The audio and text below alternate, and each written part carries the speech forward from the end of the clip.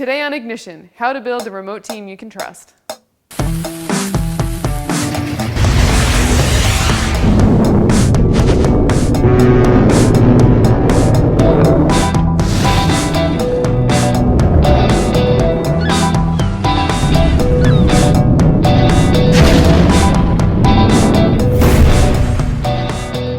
Hi, and welcome to Ignition. I'm Ellis Friedman. And I'm Ramon Ray. Ignition is a weekly show where we talk about things that help your small business grow.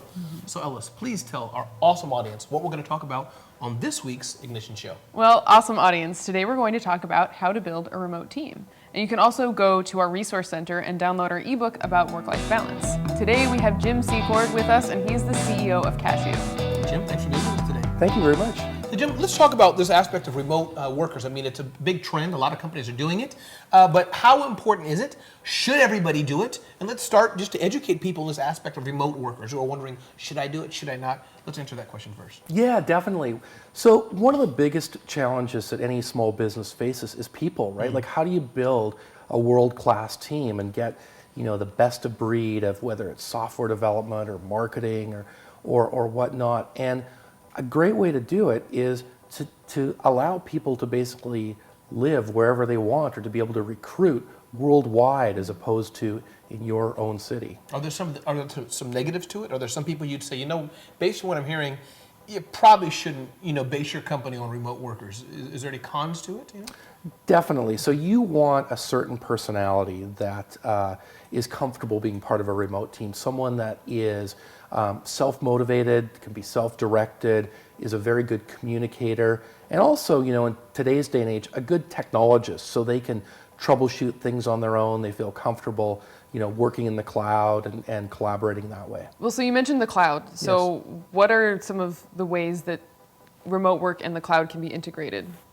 So I would say the number one thing that really enables all of this is our collaboration platforms. So we at Kashoo use a product called HipChat, where everyone is connected 24/7. But there's other great tools like Slack or Skype or tools along those lines. And that enables you to have those water cooler conversations, to be able to tap someone on the shoulder virtually and ask a question, and also kind of from that trust perspective, know where everyone is at all times, because you see them on your screen. Right. I was going to say, is it sort of like a secret way to just track and make sure, hey, he's not really at his desk. I'm not sure about this guy. So what we found is that people on our team are great around that. So if they need to run out and pick up their kid from school, or they want to go to the gym or run an errand, they simply publish that and say, look, I'm going to be gone for an hour or two.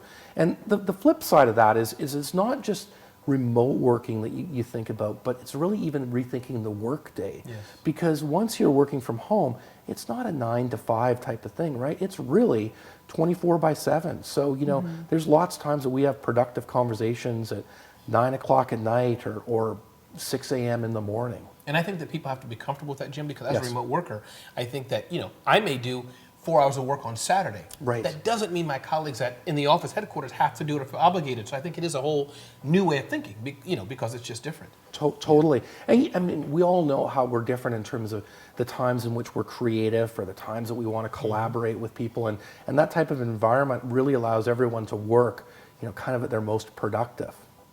And from the management perspective, how is managing a remote team different from managing a face-to-face in-person team?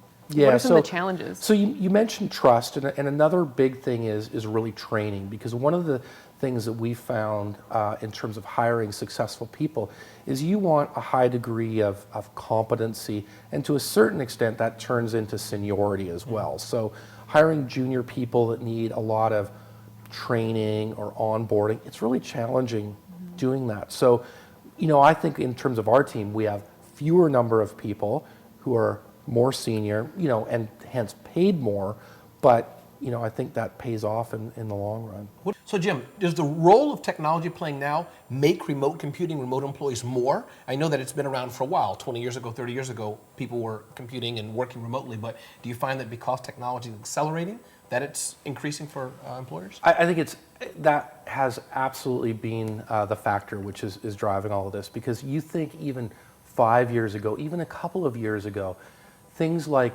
high broadband into your home and just how reliable and how quick it is. Wireless networks and LTE data speeds, the cost of devices now being so inexpensive, high quality video cameras, microphones. Like we did not have this stuff even 2-3 years ago, or when we had it, it was either really expensive or it was unreliable. And that's the part where you can't have that. Like if you can't hear someone on a video conference or their camera's cutting in and out, or you can't see their screen. And I find that people accept it more. It's funny. I find that when I'm on calls and conferences and things that people, they have a little more patience to a cutoff. Yes. I don't know, a little more patience to a jerky image. And I'm curious about policies. I know one thing you were talking to Ellis and I about, that you do something special. Maybe it's not special. I think it's special. Special for your employees every year, for their personal devices. Talk about that. Yeah, for sure. So when we hire someone at Kashoo, rather than sort of mandate the type of computer we've got, we just give everyone a budget of $1,500, and we give them the $1,500, and they buy whatever computer they want, and it's theirs to keep. So there's not this corporate computer and a home computer and that type of thing. They get to keep the computer, and if they leave Kashoo, it goes with them. And then every year, to keep them current, we give them $1,000 to either upgrade their computer or get a new smartphone or tablet. So they've got all the gear they need to facilitate working remotely. That's a great policy. Yeah, I think the team loves it. I'm sure. Yeah.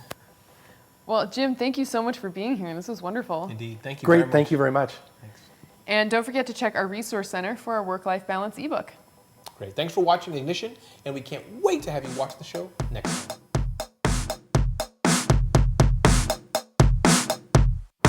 Love Ignition? Subscribe to our YouTube channel. And don't forget to check out our resources section. That's a space needle. Cool. Yeah. Sort of. A needle of space. The top looks like a needle. That is true. Or a corner of the cob.